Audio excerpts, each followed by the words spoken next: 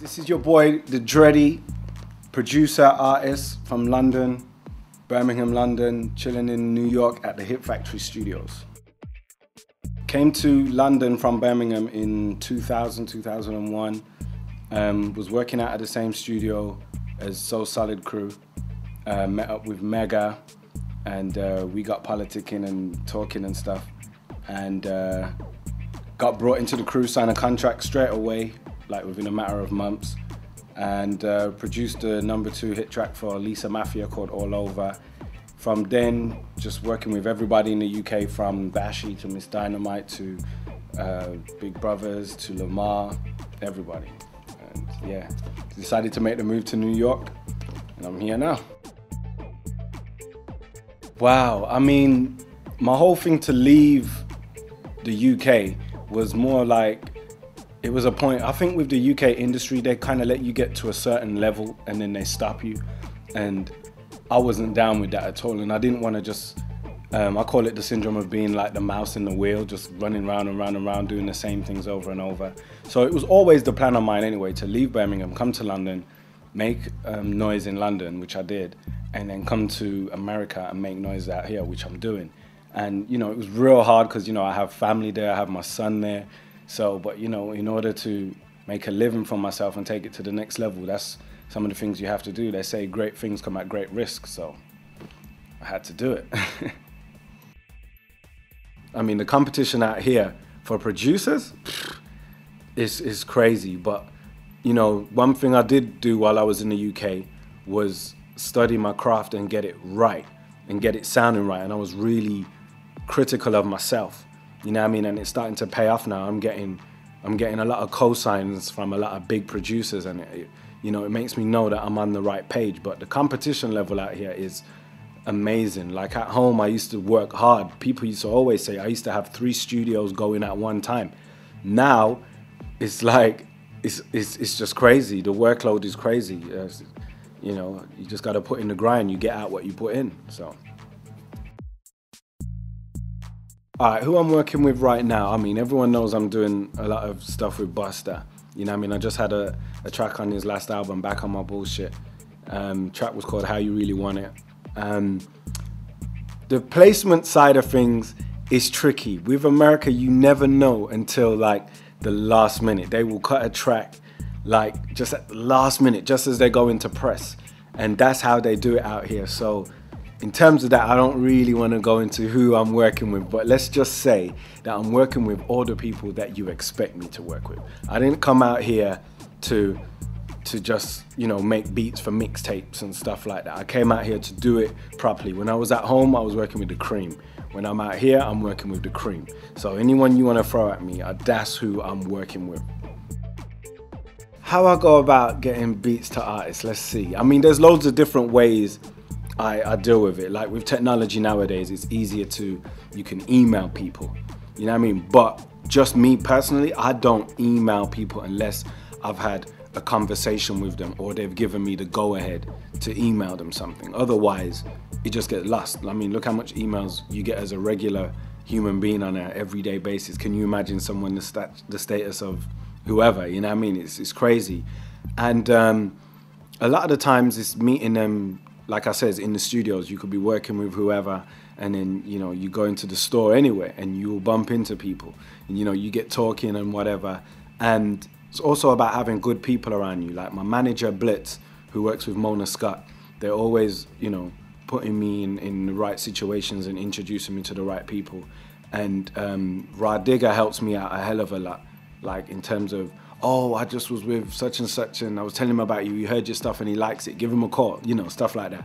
And Busta, he just drags me everywhere. We go everywhere together, and he's always introducing me to everybody. So it's like I said, it's all about having good links and forming good solid friendships with people, and, you know, like I said, like studying your craft, and then the music speaks for itself. My sound is, I don't know, it's whatever I want it to be. When I wake up that morning, however I'm feeling, I express everything through my music, every last thing. If you hear a beat and it sounds like I'm mad angry, I probably was. You get what I'm saying? So like, as far as like my setup. No, actually, going back to the sound, my sound, most people say I have a sound and they hear something. And I think my sound is kind of like gritty hip hop with an undertone of reggae, because reggae is my first music. So I kind of fuse that kind of well with heavy bass lines and just real dirty sounding sounds. But saying that, when I do R&B, it's just clean R&B, but just in my way, you know what I mean? So yeah, that's my sound. As far as setup, all I use is Logic Pro, and I make my own sounds in EXS, and that's it. That's I don't really use no outboard gear. It's just the laptop, the USB keyboard, and my Dre headphones. That's it. That's all I use. Like, I always listen to current music. You have to, just to get an idea of what's really selling, because, you know, even though I was talking earlier about I'm not gonna have a shirt and tie tell me what to do or whatever, you still have to listen to see what is selling, because the public, they're the ones you're giving your product to, and they could be in a certain fashion mode at the time, so you really do have to listen. But when I listen, I don't duplicate it. I will just take it and put it in my own style. So therefore, it's still accessible to the buying public, but still has my own flavor in it. It doesn't sound like I'm just copying something, you know what I mean? So definitely, I always listen to the radio out here. I always got it on like Hot 97 or something, and I'm very well into the net. I'm checking out all the websites, hearing the latest tunes and whatever, and you know, and even when I'm over here, I listen to a lot of UK stations as well. Like, you know, I listen to Manny and whoever else on One Extra and Ace and Viz and all those guys, you know what I mean? Just to hear what's going on at home too. So sometimes I even fuse the sounds together and come up with something, you know, my own, which you will hear soon. Michael Jackson. I mean, what can I say? It's still sunk in a bit more now that I've seen the memorial and everything. But up until that point, I was in disbelief. I just felt like I was either gonna wake up or I was gonna see some new footage of Michael at some bookstore with his kids or something. It's just crazy to me. Michael Jackson is like, I know everyone says it, but he's one of the reasons I'm actually doing what I'm doing. Like the whole influence of it and everything. I think he was probably the most influential musician ever. Like everybody, whether it's rock music, whatever genre of music, has taken, I don't know one person in their lifetime that can say they wasn't either a fan or they didn't like a certain tune. And that's hard to say about a lot of artists, and there will never be another one, and no one will ever sell that amount of records anywhere ever again. And he is deeply missed. I'm wondering what's gonna happen now. It's just crazy. But R.I.P. MJ, greatest to ever do it. We get the support system in some aspects, but in terms of linking people to come out here, because sometimes it's not all about just walking in the record labels and saying, here, this is what I do. They want to see that you damn near got the project done and you've had this much hits on Facebook or whatever, MySpace, whatever. You know what I mean? So like, I think also UK artists as well just have to just get on the grind and just do it if they want to come out here. Not all of them want to come out here. Some of them are just happy doing what they're doing, fair play. But if you want to come out here, it's a lot of thing where you got to network yourself. You know what I mean? You got to be able to push yourself in certain situations, and you cannot be afraid to start again. Like, I was very well known at home, and I left all of that and started from scratch again.